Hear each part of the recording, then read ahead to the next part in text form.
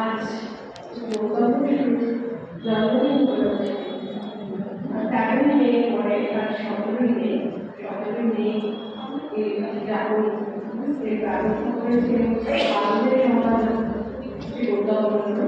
তিনি প্রত্যেক বছরই করেন এবং অত্যন্ত আন্তরিকভাবে করেন।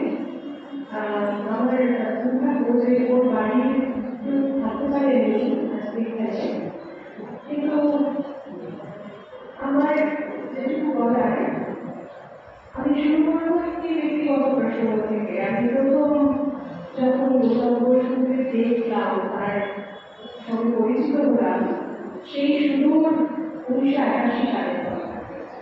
আমি তখন ক্লাস 13 বছর বয়স এবং সর্ববিষয় সূত্রে বা লেখকতার সূত্রের কাছে নতুন কবিদের বই আসত, নতুন কবিতার বই, নতুন কবিদের নতুন কবিতার বই। বাবা হঠাৎ খুব শান্ত স্বভাবের বাবা উচ্ছ্বসিত হয়ে আমাকে একটি বই দিয়ে বললেন যে তুমি এটা পড়ে রাখো, কিরকম লাগে একেবারে আত্মবন্ধ বলা যায়। বইটির নাম অন্নপূর্ণা ও শুভগান, কবি গৌতম বসু। 13 বছরের একটি বালিকার তখন আমি। আমার অবাক লাগলো প্রথম কথা, প্রথম বলা, এবং তারপরে একটি একটি করে কবিতা আমি কথা বলতাই আমার কথা মধ্যে একবার বলা যেতে। প্রত্যেকটি কবিতার সঙ্গে একটি ছবি যেন যায়। বইটি পড়া হলো, বাবা জিজ্ঞেস করলেন, এবার বলো তো তোমার কি মনে হয়েছে এটি পড়ে, কিছু বুঝলে? এরকম সাধারণ আমার বাবা পরীক্ষা দিতে গেল, কিন্তু এই বইটা সে খুবই ভাবিয়েছিল। আমি বললাম যে হ্যাঁ, অন্নপূর্ণা ও শুভকাল। শুভকালের সূচনা তখনই হয় যখন অন্নপূর্ণা তার ভান্ডারটি খুলে দেন এবং ভিক্ষা নিতে আসেন স্বয়ং শিব। বাবা আমাকে পারিতোষিক দিলেন 5 টাকা এবং বললেন যে খুব কম বয়সে রবি ঠাকুর লিখেছিলেন, নয়ন তোমার বায়না রয়েছে নয়নে নয়নে। মহর্ষি পুত্রের এই গানটি শুনে তাকে পারিতোষিক 5 টাকা দিয়েছিলেন। কারণ আমি ওই 5 টাকা পুরস্কার আমার মহান পুরস্কার জীবন মনে করি। কিছুদিন বাদে সেই বছরে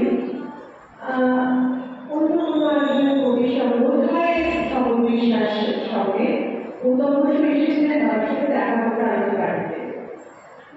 আমি ছিলাম বাড়িতে, ওরা যখন চলে যাচ্ছেন বাবা একবার ডাকলেন। দরজায় দাঁড়িয়ে দেখলাম কবিকে এবং অবাকই হলাম। আমার মনে হলো উনি গ্রামে থাকেন এবং গ্রাম থেকে এসেছেন। বাবা বললেন, তুমি একটু বলো তো তুমি যে বলেছিলে কেমন মনে হচ্ছে, কি মনে হচ্ছে অন্নপূর্ণা শুভকাল করে। আমি আবার একটু বললাম, উনি চোখ নামিয়ে একটু বসে চলে গেলেন। তার সেই বিনয়, তার সেই একেবারে নিরুচ্চার গ্রামের মতন একটি মাটির ভঙ্গি, আমি অবাক হয়েছিলাম। কিন্তু বিশেষ আলোচনার দিনে হয়নি। অনেক পরে দেখেছি তিনি নাকি কলকাতা বয়েজ এবং প্রেসিডেন্সি কলেজের ছাত্র ছিলেন। তাকে কি করে একটি গ্রামের মানুষ মনে হচ্ছিল আমার। তার জীবন দর্শন এবং কবিতায় অন্নপূর্ণা শুভকাল তার যে সময় লেখা, সে 1981 একটি বিশেষ সময়। এই সময় অন্নপূর্ণা শুভকাল ওই পাঁচটি পত্রিকার ডক্ট্রিন বয়সে সেই ছবি আমরা সবাই জানি। অন্নপূর্ণা দেখাচ্ছেন শিবকে। এর 10 বছর বাদে প্রকাশিত হল শান্তিরামপুর পথে। এর মধ্যে তিনি লিখেছেন খুব কম তার লেখা এবং আরো কম প্রকাশ, কিন্তু তার যে উপস্থিতি সেই অন্নপূর্ণা ও শুভকালকে তাকে বিশিষ্ট করেছে। তা যেন একটি যাত্রা পথে পৌঁছেছিলেন। সামান্য বয়স তখন তার 26 বছরে তিনি লিখছেন অন্নপূর্ণা ও শুভকাল। তার পরতে পরতে রয়েছে গ্রাম, আর বলতে বর্ষ এবং পুরাতন সঙ্গ। আমি সেই কথায় ফিরে যাই যে তাকে আমার গ্রামের মানুষ মনে হয়েছিল। এই মনে হওয়ার খুব একটা তাৎপর্যপূর্ণ ব্যাপার, কিন্তু তার সম্পর্কে কিছুই জানতাম না। শুধু কয়েকটি কবিতা করেছে মানুষ, আর তাকে দেখলাম দুটি পাঁচজনে করা অতি বিনীত, অতি একেবারে সমস্ত রকম নাগরিক স্বপ্নহীনতা বঞ্চিত একটি মানুষ। পরে জেনেছি তার আদর্শ, গান্ধীজির একটি উক্তি ছিল তার প্রাণের কথা, India lives in it's relatives. এবং এই যে নাগরিক স্বপ্নহীনতা, তাকে তিনি একটা খুব ঘৃণাই করতেন।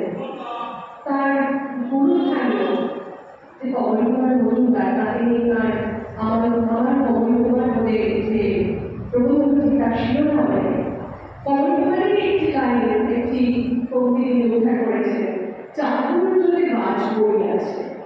এই যে চাতুর, নাগরিক চাতুর, আমরা প্রতি নিরন্তর চতুরতায় বেঁচে থাকি এবং তত আমরা নিজের সঙ্গে অসংখ্য হতে থাকি, আমার মূলের সঙ্গে বিচ্ছিন্ন হতে থাকি। এই বিচ্ছিন্নতা গৌতম শুক্রদেব প্রশ্রয় দিতে চাননি। তার এই গ্রাম, ভারতের জন্মভূমি, সেখানে তার ফিরে যাওয়া, সেখানে তার পরতে পরতে দেখতে পাওয়া এই ভারতবর্ষ কোনো বিচ্ছিন্ন একটি কালের মতো পড়ে না। আইনস্টাইনের সায়েন্সের কন্টিনিউমের মতো এই ভারত একটা বিরাট অনন্ত কালপ্রবাহের ভারত, এবং তার অতীতকে বাদ দিয়ে তার বর্তমান বা ভবিষ্যতের কথা কল্পনাই করা যায় না। গৌতম বসুর কবিতা এই এক সাময়িক নির্মাণ, যেখানে তার পুরাণ এই ভারতবর্ষকে তিনি ভালোবেসেছিলেন, আধুনিক ভারতকে নয়। সেটা সমস্ত চালচিত্র নিয়ে বিরাট একটি পটভূমিকা নিয়ে তার কবিতার ভিত্তিভূমি হয়ে যেতে থাকে। তার যে দ্বিতীয় কাব্যগ্রন্থ অতিশয় শ্রীরামপুর পথে, সেখানে সেই জন্য আমরা দেখি গ্রামের নামে নামে তিনি তখন গর্ভসূত্রে মুর্শিদাবাদ স্থানীয় অঞ্চলে থাকেন এবং তার প্রতিটি কবিতা সেই অঞ্চলের এক একটি জায়গার নামে। আমরা দেখছি মুর্শিদাবাদের স্থানীয় অঞ্চলের যশোরী, শাহীশেরপুর, রমগ্রাম, কোহালিয়া, মতিয়াল গঙ্গা, হাতপাড়া, রামকৃষ্ণপুর, গোড়েরহাট, মুনাইরামরা, শ্রীপুর, মিত্রগঙ্গা, বহরমপুর, উপচারণ, গঙ্গানারায়ণ, একের পর এক উঠে আসছে একটা সম্পূর্ণ ভারতের ছবি, যে ভারত আসলে তার গ্রামের আশ্রয়। শ্রীপুর কবিতায় আমরা দেখি গোয়াল ঘরের অন্ধকার মাথায় নিয়ে যে গ্রাম সীমা পার হয়ে গেল, তার বহন ক্ষমতা অসীম। কত তুলসী পাতার প্রদীপ তুলে পড়ে গেছে, সেই তুলসী মাঠে মাঠে ছড়ায় কাঁদে। এই কবি ভারতবর্ষের ভক্ত ছিলেন, আধুনিক ভারতের নয়। এই জন্যে তার কাছে পুরাণ হচ্ছে ভারত পুরাণ, আর তার ভারতবর্ষ বুঝে বললাম একটি স্থান মাত্র নয়। সেখানে সময়ের এবার এই বিরাট পটভূমিকায় যে সংস্কৃতি, যে কৃষ্টি, যে সময়ের পড়াতে পড়াতে গড়ে উঠেছে, তাকে বাদ দিয়ে এই ভারতকে বোঝাই সম্ভব নয়, আর সম্পর্কে কথা উচ্চারণ করা যায় না। তিনি কিন্তু আক্ষরিক অর্থে একটি পুরাণ ব্যক্তিত্ব। তার জগৎ এই জন্যই দেবদেবী দেবদূত পূজিত। আমরা যদি একটু লক্ষ্য করি, তাকে আমরা অনেকেই মনে করি যে তিনি নাস্তিক ছিলেন, তিনি সংসারবাদী ছিলেন, কিন্তু দেখুন তার সমস্ত সংশয়, সমস্ত নাস্তিক্য তাকে প্রকাশ করতে হয়েছে এই দেবদেবী এবং দেবদূতদের প্রতি বলতারেই। তার যে ব্যঞ্জনা, তার যে রূপক, তাকে ছাড়া কিন্তু গৌতম বসুর কবিতা ভাবা যায় না। তার কবিতায় বাস্তব কখনোই তার চড়া রঙ নিয়ে হাজির হয় না। নিষ্ঠুর বিভৎস বাস্তব কবি দেখছেন, বিলীন হচ্ছেন, কিন্তু তাকে আঁকতে গেলেই তার বিলি হয়ে উঠছে মেঘ, বেছে নিচ্ছেন পুরনো রং, যে রং ঝাপসা কাচের মতো যে কোনো তীব্র জিনিসকে একটু নরম করে দেখায়। জন কিটসের যে বিখ্যাত ও জন্মেদার বলে তার অন্যতম প্রিয় কবিতা, তার মূল্যের প্রতিপাদ্য sweetness is sadness is sweetness, যা বিষাদ পূর্ণ তাই মধুর। সেই বিষাদী মাধুরী কিন্তু গৌতম বসুর কবিতার মূল সুর। তার কবিতা বিষাদের কবিতা, অথচ মধুর। আমাদের পুরাণগুলিও তাই, পুরাণগুলি আলোকোজ্জ্বল জীবনের কথা বলে না প্রাচীন ভারতে। পরস্পরের তার সংঘর্ষ, বিভৎসতা, হানাহানি, কিন্তু সেইখান থেকে তারা উঠে আসে এক আলোময়তার দিকে তাদের যাত্রা, এক আশাহীনতা থেকে আশাময়তার দিকে যাত্রা। এই পুরাণে গৌতম বসুর কবিতায় সেই পুরাণের বাক আমরা দেখি। ইতিহাস তার অন্যতম প্রিয় বিষয়। এই ইতিহাস শব্দটি তো এসেছে পুরাণ থেকে। পুরাণের বাক্যকে বারবার বলা হয়েছে প্রাচীন কাহিনী বলে ইতিহাস, অর্থাৎ এইরকমই ছিল। এই ইতিহাস সন্ধিবদ্ধ হয়ে দাঁড়ালো ইতিহাস। এই যে তার অসম্ভব ইতিহাস প্রিয়তা, তিনি পরবর্তীতে যা কিছু লিখেছেন বৌদ্ধ প্রবন্ধ পর্যন্ত, তার ইতিহাস গভীরতা অনস্বীকার্য। আমরা দেখি তার প্রবন্ধ থেকে তাকাই দেখব, আমরা দেখব, দেখুন তার উইলিয়াম জোন্সের 1784 পত্রিকার অনুবাদ, দেখুন এমনকি কমিউনিজমের ইতিহাস, অনন্ত রায়ের মতো একজন চরম আধুনিক কবি সম্পর্কে বলতে গিয়ে পর্যন্ত গ্রিক পুরাণের প্রসঙ্গ টেনে আনছেন। পিলিয়াসের কথা বলছেন। পিলিয়াস এক পায়ের জন্য করে রাজসভায় এসেছিলেন বলে তাকে ছিল নির্বাসনে যেতে হয়েছিল। তার উপমা নিয়ে আসছেন অনন্ত রায়ের তুলনা। পুরাণ ছাড়া গৌতম বসুর কবিতা এগোতে পারে না। এই পুরাণ শুধু যে ভারতীয় পুরাণে হতে হবে তা নয়, ভারতীয় অভারতীয় সমস্ত পুরাণ মিলেমিশে গড়ে ওঠে গৌতম বসুর কবিতার পরিসর। আমরা দেখি তার রাজনৈতিক অন্নপূর্ণা ও শুভকালে কিভাবে তিনি প্রয়োগ করেছেন এই পুরাণকে। অন্নপূর্ণা শুভকালে কিছু নয়, নিরন্তর মানুষের হাহাকার, এই তো বিষয়। সেটা তখনকার জ্বলন্ত সত্য এবং ভারতের চিরকালীন একটি দুঃখের জায়গা। আমরা দেখছি পদ্মপুরাণের 80 খণ্ড থেকে এই পুরাণের এই কাহিনীটি নাম, যেটি হচ্ছে অন্নপূর্ণা। কি করে অন্নপূর্ণা বলেন? শিব পার্বতীর বিবাহ হয়েছে, পদ্মপুরাণ বলেছে। শিব পার্বতীর বিবাহের পর পার্বতী দেখছেন শিব তো আর তার নিজের বাড়িতে আছেন, কৈলাসিক আছেন, শ্বশুর বাড়িতে পার্বতী ভালো লাগছে না, তিনি তার পরিবারে যেতে চান। অবস্থা শিব পার্বতীকে নিলেন কাশীতে। কাশী তখন মহাশ্মশান। পার্বতী চাইলেন না শ্মশানে বাস করতে।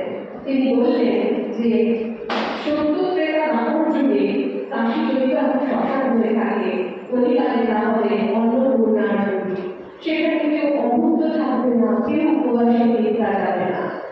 এই যে কাহিনী সূত্র, এই সূত্রটি পরবর্তীতে দেখুন আমাদের 1752 খ্রিস্টাব্দে কৃষ্ণচন্দ্র, মহারাজ কৃষ্ণচন্দ্র রায় তার অনুরোধে ভারতচন্দ্র রচনা করলেন তার সেই প্রসিদ্ধ অন্নদামঙ্গল কাব্য। এই অন্নদামঙ্গল কাব্যের যেটি প্রথম খণ্ড নীলখণ্ডের মধ্যে, সেখানে তার সেটি শ্রেষ্ঠ যেটি অন্নদা মাহাত্ম্য নামে, সেখানে পৌরাণিক আখ্যানগুলো ভারতচন্দ্র সংগ্রহ করেছিলেন প্রধানত এই পদ্মপুরাণের 80 খণ্ড, মার্কণ্ডেয় পুরাণ এবং ভাগবত পুরাণকে। এই আখ্যানের প্রথমেই আছে শিব পার্বতীর কলহের কথা। কলহ হয়েছে, পার্বতী চলে এসেছেন স্বর্গ থেকে মর্তে। অন্নপূর্ণা তিনি চলে আসার স্বর্গে অন্নাথা, জগতে আর কেউ যেতে পারছে না। তখন বাধ্য হয়ে শিবের গর্ভে আগমন এবং অন্নপূর্ণার কাছে দুটো কাপ নিচ্ছি, গরম তো খুব। প্রবল দারিদ্র্য আর অন্যাভাবী কবি উদ্ভাবনের প্রথম প্রধান বিষয়। কিন্তু এই সরল বিষয়টি কবির প্রকাশ বিভাগের অসাধারণ হয়। বহু প্রাচীন পুরাণের অনুসঙ্গের সঙ্গে সমসময়ের মেলবন্ধ হয়ে এক অসাধারণ কাব্য হয়েছে। শিব অর্থ শুভ।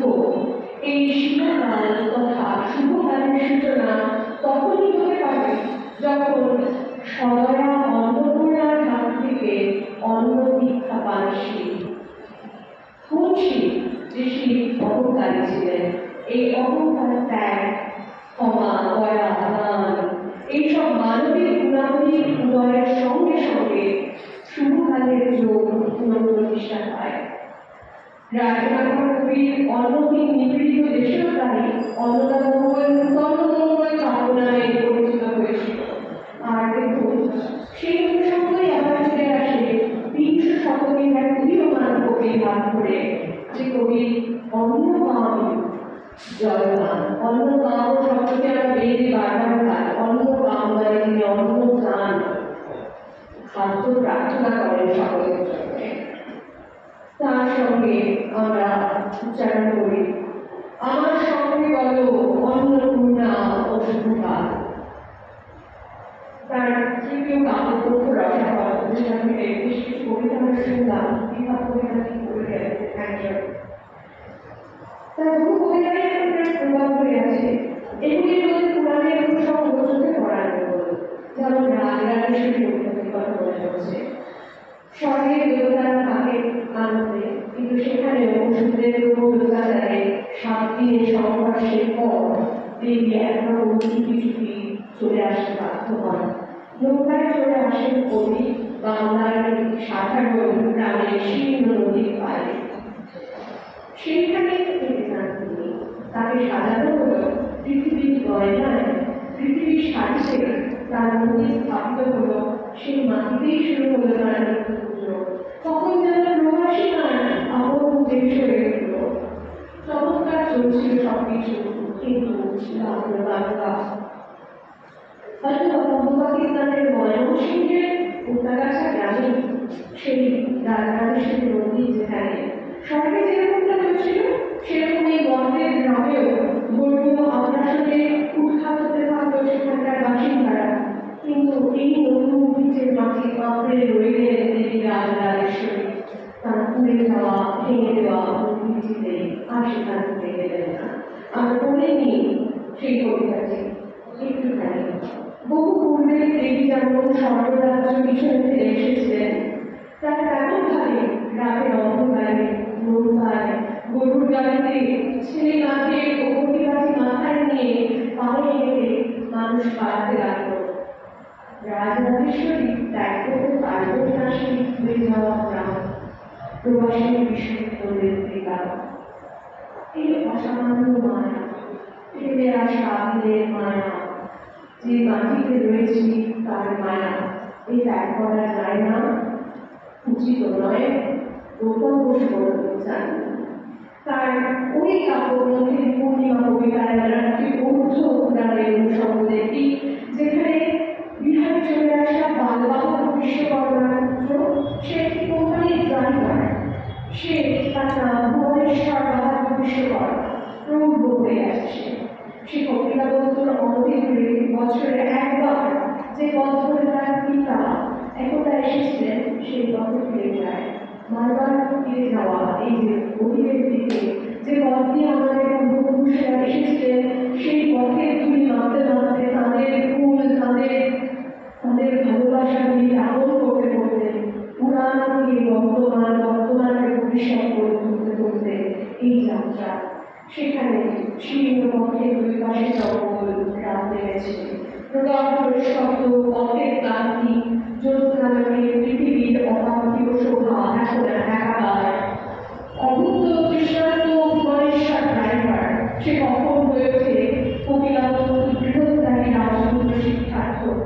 শোকবিহ্বল পিতা লোকের ঠেলাতে ছুটে শেষ পর্যন্ত নিরাশ হয়ে ফিরে গিয়েছিলেন। কখনো বা এই কবিতার অন্তর্নিহিত পাঠে আমরা আবিষ্কার করি যে শেষ পর্যন্ত ড্রাইভার ভুবনেশ্বর হয়েছে সিদ্ধার্থের সারথী ছন্দ, যিনি তাকে কবিতা শেষ সীমানায় পৌঁছে দিয়ে চলে গিয়েছিলেন সন্ন্যাস গ্রহণের জন্য, আর যে থেকেছিলেন তার সেই মহিমময় চলে যাবার দিকে। কবিতা থেকে বলছি, দূরে ছায়া মূর্তি প্রথমে ভীত হয় ভুবনেশ্বর, তারপর জন্মান্তরের সৌভাগ্য বলে সে দুচোখ ভরে স্পষ্ট দেখে মুন্ডিত বস্ত্র হাতবস্ত্র এক অনিন্দ সুন্দর তরুণী নগ্ন পদে চলেছেন। আমরা দেখি যে গৌতম বসুর এই পুরাণ পরিসর শুধু অতি প্রাচীন পুরাণ নয়, এমনকি অপেক্ষাকৃত নতুন পুরাণকেও আশ্রয় করে। তার এই কবিতাটি আমরা দেখব ওইখানে ওই রসাকথা। এইবার কি বই সর্বশ্রেষ্ঠ কৃষ্ণবর্ণ রেখা মুখ গহ্বর থেকে বাহির হয়ে তুমি যেন চলেছ সাগরের দিকে অন্তরে বিধ্বস্ত স্নাত আমি বলরাম। এই কবিতাটির উপরে তিনি উদ্ধৃত করেছেন তার প্রাণের লেখক লিও টলস্টয়ের সেই বর্ণান্তিক অসুস্থতার দৃশ্যের চিঠি। On my way to the place where I wished to be alone, I was taken in. একেবারে মিলে যায় বাসুদেবের দেহত্যাগের মুহূর্তের অপেক্ষা আর সেই স্টেশনে নির্জন স্টেশনে টলস্টয়ের জন্য যে বসে থাকা। 2007 সালে প্রকাশিত হলো তার নয়নবধূ নামী নামে কাব্যগ্রন্থ, চতুর্থ কাব্যগ্রন্থ এটি। দেখুন নামকরণটি জয়দেবের বিখ্যাত গীতগোবিন্দ কাব্যের চরণে। তার মধ্যেই আমরা খুঁজে পাবো এই গ্রন্থের প্রধান কবিতাগুলির অনুসংযুক্ত বৈষ্ণব প্রতীক, মুরলী, করোনা, শঙ্খ ধ্বনিত হতে থাকে কবিতা থেকে কবিতায়, আর সেই অনুসঙ্গে ফুটে ওঠে সুদর্শন কবিতার সুদর্শন চক্র, রক্তমাধবী নামের রথের ছায়া, আনন্দগান কবিতার নদী খেলা, আক্ষর কবিতার বৈদ্যুতিক ফুল, নিরাদাসী কবিতায় নিরাদাসী গুণ, সব অনুভূতি, সব দৃশ্য, সব ধ্বনিকে আত্মস্থ করে শেষ পর্যন্ত তা মিশে যায় বিসমিল্লাহ সাজানি সুরে। নয়নবধূ নামী শেষ কবিতায় বিসমিল্লাহ। এমন সুখের অনুভব, এমন যে ব্যথা, এমন অশ্রুর বলে নেমে আসা দৈব আলো, অমল সে দুঃখ রাতে তুমি আত্মহারাবে, এমন যে মরণ কালে করণী রসুল। পুরাণ অনুসর্গ তার কবিতার শিল্প ওই যে বললাম প্রথমে যে শুধু ভারতীয় পুরাণ নয়, অভারতীয় পুরাণ, বিশেষত গ্রিক পুরাণ, জাপানের রায়কান এরা বারবার ফিরে এসেছেন তাদের বার্তা নিয়ে গৌতম বসুর কবিতার মুখ হয়ে। আমরা সর্ববন্ধুরা এই কবিতা কাব্যগ্রন্থ জানি, সেখানে আমরা সবাই জানি খুবই পুরস্কৃত কাব্যগ্রন্থ, কিন্তু সেসব ভুলে গিয়ে তার আসল কবিতাগুলোকে পাঠাতে পারি। তার মধ্যে তার নাম কবিতা থেকে আমি বেছে নিচ্ছি স্বর্ণবন্ধুরা। নামটি শুনে মনে হয় যে এটি বোধহয় আমার মনে প্রথমে এটি বোধ হয় সেই যে প্রাচীন ভারতের বিদিশার কাছে পেসনগরে হেলিওডোরাসের গরুস্তম্ভ, প্রসিদ্ধ গরুস্তম্ভ যেখানে শিলালিপি উৎকীর্ণ হয়ে আছে, সেই ভগ্নশিষ্ট গরুত্থানের কোনো প্রসঙ্গ বোধহয় এখানে আছেও বটে, নেইও বটে, কারণ পুরো কবিতায় রয়েছে আশ্চর্য সকল গ্রিক মিথোলজির অনুসরণ। সেরকম দেখি এই হেলিওডোরাস, যিনি এই স্তম্ভটির নির্মাতা, তিনিও কিন্তু গ্রিক। তার এই গরুস্তম্ভটি আকাশ, অন্তরিক্ষ, পৃথিবীর সংযুক্তি এক প্রাচীন ভারতীয় বৈষ্ণবী চেতনার প্রতীক বস্তুত। এই গ্রন্থের বহু কবিতায় আমরা সেই বৈষ্ণব অনুসর্গ দেখি মৌন, কাব্যবন্ধু, পদঙ্গ, রবিধারা, শ্রীরাধার ক্রমবিকাশ ইত্যাদি ইত্যাদি কবিতা। কিন্তু আমরা আবার ফিরে আসি নাম কবিতাতে, সেখানে আমরা দেখি এই কবিতার মধ্যে আমরা গ্রিক পুরাণের অনুসর্গই একমাত্র সম্পদ। ওই গানতে তার ইনফার্নো ছিল গৌতম বসুর অপূরন্ত প্রেরণার উৎস। বিভিন্ন কবিতার ইনফার্নো শো এসেছে। এই গানতে তার পূর্বশ্রী কবি ভারত ছিলেন নেতৃত্বে তার সেই সুন্দর রূপে পৌঁছবার, সুন্দর সেই স্বর্গে পৌঁছবার বর্ণনা আছে তাদের ইনফার্নোতে। এখানে চিত্রিত হয়েছে মানুষের চিরায়ত সংশয় এবং স্বার্থের সীমাবদ্ধতাকে মেনে নিয়েও যা কিছু বিভৎস তার প্রতি কবির অনাস্থা। একজন কবি বিভৎসতাকে বিশ্বাস করেন না, তাতে আস্থা রাখেন না। তিনি পৌঁছেছেন শেষ পর্যন্ত সেই সুন্দর লোকে, সেই স্বর্গে। সেই জন্য ভার্জিলের নেতৃত্বে চলেছেন দান্তে নরকের পথে, এবং সেই নৌকো চড়ে, যে নৌকের চালক হচ্ছেন, মাঝি হচ্ছেন প্লেগিয়াস নামে গ্রিক পুরাণের একটি চরিত্র। এই প্লেগিয়াস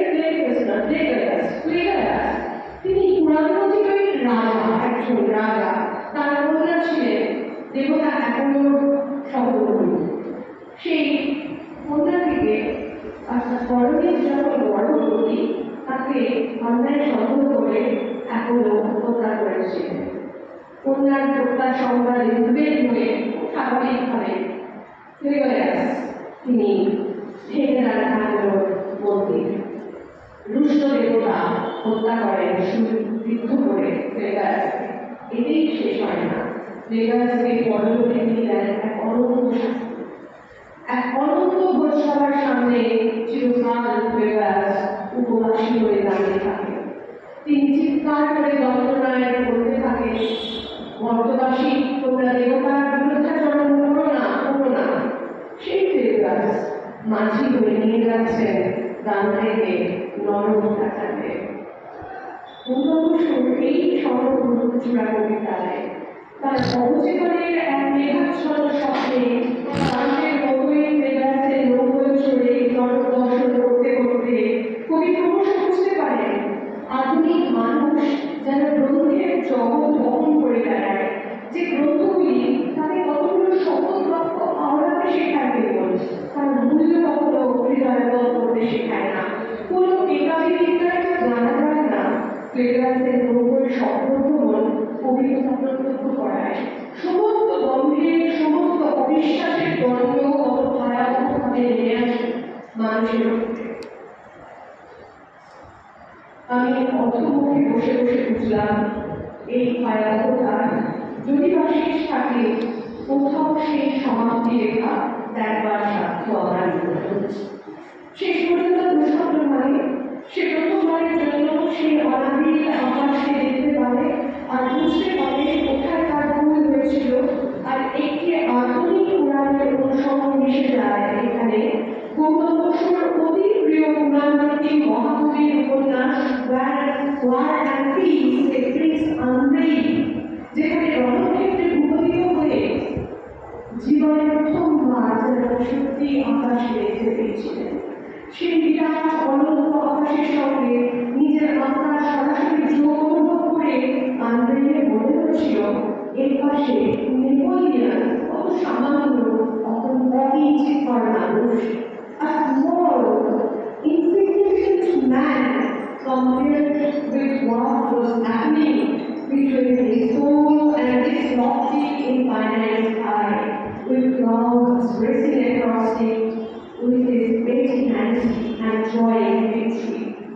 সেই বিরাট আকাশের গান নিতে হয়েছে গৌতম বসুর দীর্ঘ কবিতার শেষ অংশে। সেই ভয়াবহ নরম দর্শনের শেষে ক্লান্ত হয়ে নির্যাতনকে বেঁধেছে। সে এই প্রথম আকাশ দেখতে পেল, অপরাধের অনাবিল উদার গম্ভীর বিরাট বিরাট আকাশ। ধূসর মেঘের কয়েকটি কুণ্ড খুব ধীরে ধীরে প্রায় সমুদ্র গতিতে আকাশের প্রকাণ্ড প্রান্তর পার হচ্ছে। কি নিঃশব্দ, কি প্রশান্তি, কি বিনম্র গৌরবময়তা! মানুষের মতো নয়, মানুষের মতো সর্বদা মুখর, ভূতাগ্রহ, ভীত, সতর্ক নয়, মানুষের মতো নয়। মানুষের শপথ বাক্যের মতো বিবিধ নয় মহল, প্রতারক নয়, দম্ভযুক্ত নয়, নয়, নয়। আমরা এই থেকে বারবার দেখেছি এমনকি তার অন্নপূর্ণা শুরুকালেও সেখানে মনে মনে তার কারারম্ভ ছবি আছে। চাচ্ছি না তিনি বলেছেন কিভাবে সরলা করবে আকাশ, সর্বদাই আকাশ, নির্মম চক্ষু কর্ণ, যে কেবল থেকেছে আর থেকেছে, তথাপি প্রতি প্রতি শ্রাবণী কবি প্রণাম। আমরা এমনকি ওই রসাতল গ্রন্থের তৃতীয় কবিতা যেটি আমরা বিবাহ সেখানে ঠিক একইভাবে অনুভব করে ক্লান্ত হয়ে ওঠা এই বিভৎস পৃথিবী, এই থেকে মুক্তি ওই বিস্তীর্ণ তার আকাশে সেদিকে চোখ ফেলে চাই, অনন্ত আমার মনে প্রবেশ করুন। এই নিরাশার দুনিয়া, নিরাশার এই অন্ধকার পৃথিবীকে আমাকেই যেতে হবে নিজের হৃদয়ের আলোচিতে নিয়ে, আত্মদীপ হয়ে নিজেই নিজের ভালো হয়ে দেখাতে হবে সেই রাস্তা। আমি যদি পার হতে পারি তাহলে এই জগৎ পারবে, কারণ মানুষের প্রত্যেকটি মুহূর্তে থাকে ৩ সহস্র বন ধরা, যে ৩ সহস্র বনের কথা বলেছেন রায়ও গান, যার কথা আমরা বিভিন্ন কবিতায় পাই। তার সেই যে মিথিলা নগরী কবিতা, তার ওই স্বর্ণচূড়া গ্রন্থের মধ্যে আছে। বিহারের রণবীর সেনার সেই বিভৎস দাঙ্গা যা দেখেছিলেন তিনি 1997 সালে, যেখানে আমরা খবরটা যেতে পারি এই রণবীর সেনা 63 জন দলিতকে হত্যা করে। সেখানে নিহতদের মধ্যে 18 জন মানুষ মাত্র পুরুষ, বাকিরা সকলেই নারী ও শিশু। সেই মৃতদের মধ্যে 5টি কিশোরী ছিল, যাদের ধর্ষণ করার পরে শরীরে আগুন জ্বালিয়ে দিয়ে গুলি করে মারা হয়। এই দাঙ্গাটি কোথায় হয়েছিল? না মিথিলা নগরীতে। খুব স্বাভাবিকভাবে মিথিলা সেই জনপ্রতিনিধি তার অনুসঙ্গ করে আনে। আসলে তার অগ্নি পরীক্ষার স্মৃতি, উৎসব স্মৃতি, তার চেতনার দীর্ঘদিন ধরে এই সমস্ত প্রসঙ্গ অনুসঙ্গ একসাথে জারিত হয়ে থাকে। এই নরকে পরিত্রাণ খোঁজেন তিনি মানুষের উত্তরণের প্রাচীন আশা আছে। সমস্ত দখল ও বিভৎসতা দেখার পরে তা অস্বীকার করেন কবি। কি বলেন? এ দখল আমার দখল নয়। চিরদগ্ধ মিথিলা নগরীতে নিয়ে আসতে জানান বড় অবাধ ছায়াতল দেখা, যা দেখা যায় না। অদৃশ্য নগরী আলো চাপড় উড়ে এসে বসে আছে কোতলায়, পাঠশালার ঘন্টা ধরে ধরি আলো ধরে পড়ছে ৩ সহস্র ভুবন। এই ৩ সহস্র ভুবন তার রায়কার অষ্টাদশ শতকের শেষার্ধে জাপানে আবির্ভাব হয়েছিল বৌদ্ধ সম্প্রদায়ের জেন বৌদ্ধ সাধু বৌদ্ধ শিল্পী রশি রায়কান তাইপুর। এই ৩ সহস্র ভুবন একটি বৌদ্ধ ধারণা, একটি দর্শন। আমরা প্রত্যেক মুহূর্তে বাস্তবিক, প্রত্যেক মুহূর্তে ধ্বংস হয় সেই মুহূর্ত, কিন্তু প্রত্যেক মুহূর্তে ধরা থাকে ৩ সহস্র জীবনের অনন্ত সম্ভাবনা। প্রতিটি মানুষ তার মধ্যে বয়ে নিয়ে চলে এই সম্ভাবনা। সে যে মুহূর্তে এই অন্ধকার জগতে রয়েছে সেই মুহূর্তে কিন্তু সে অনন্ত ফুল ফোটাতে পারে, অনন্ত আলো পৃথিবীর অধিকারী হতে পারে। সব তারই হাতে, তারই হাতে, মানুষই শেষ কথা। এই জন্যই বোধ হয় তার 2007 সালে প্রকাশিত যে কাব্যসংগ্রহ আলোকে প্রকাশিত হয়েছিল, সেটি উৎসর্গ করেছিলেন খটরদা। এই খটরদা তার গৃহ পরিচালক। আমি দেখেছি আর কোনো এই নামের কবি তার গৃহ পরিচালককে উৎসর্গ করেছেন তার কাব্যগ্রন্থ প্রকাশ করেছিলেন। কারণ খটরদা তার কাছে ছিলেন প্রাচীন ভারতবর্ষ, ছিলেন গ্রাম স্বয়ং। তিনি তাকে সেই মূল্যবোধ শিখিয়েছিলেন যে মূল্যবোধ তার সারা জীবন পদকে পদকে বহন করেছেন, ধ্বংস করতে রেখেছেন, দুঃখ পেয়েছেন, সেই বিষাদ মাধুরী করে সঞ্চয় করে রেখেছেন ভবিষ্যৎ প্রজন্মের জন্য তার কবিতায়। আর বেশি বলবার সময় বোধহয় নেই, এবার শেষ করি তার শেষ দিনের স্মৃতি দিয়ে। যে 1981-তে তার অনন্যা সংবাদ বেরিয়েছিল, সেই 81-তে তাকে আমি প্রথম দেখি, আর তাকে শেষ দেখি 2021 সালে 18 জুন। 18 জুন শুনলাম তিনি আর নেই। আমাকে তার প্রাণসভা আপনার শ্রী অনেক বান্ধবী এসে বলল, জানালেন যে তিনি যেতে চান শ্মশানে, আমি যদি তাকে সঙ্গে নিয়ে যেতে পারি। আমি নিয়ে গেলাম। বাড়িতে যখন পৌঁছলাম তখন তারা রওনা হয়ে গেছে শ্মশানের দিকে। শ্মশানে গিয়ে পৌঁছে দেখলাম তাকে রাখা হয়েছে একেবারে চুরির সামনে, এখনই প্রবেশ করতে। তখন সেই নিমতলা শ্মশানঘাটে খুব নির্জন একটা অবস্থা, যেখানে চুলি সেখানে বাইরে নয়। আর যে চুলিতে তিনি যাবেন তার ঠিক বাড়িতে জানলা, তখন গঙ্গায় জোয়ার এসেছে, জলের সঙ্গে মিশে যাচ্ছে গভীর কান্না, আর কত কি আবার নির্মল জল, আবার সেই জল আর গৌতম বসু এদেরকে পাশাপাশি দেখতে পাচ্ছিলাম শ্মশানে। এই জল রামপ্রসাদ সেন আর আমি সেখানে শ্মশান। নমস্কার।